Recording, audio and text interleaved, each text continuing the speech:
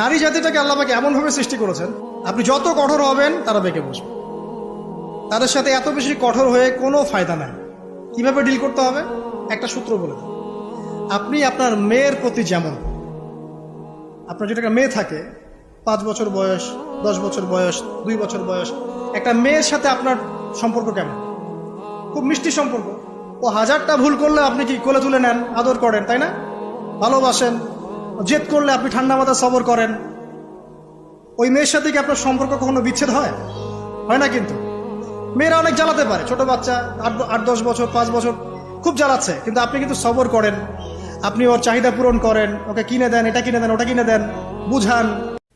নারী জাতিটাকে আল্লাহ পাক এমনভাবে সৃষ্টি করেছেন, আপনি যত কঠোর হবেন তারা বেঁকে বসবে।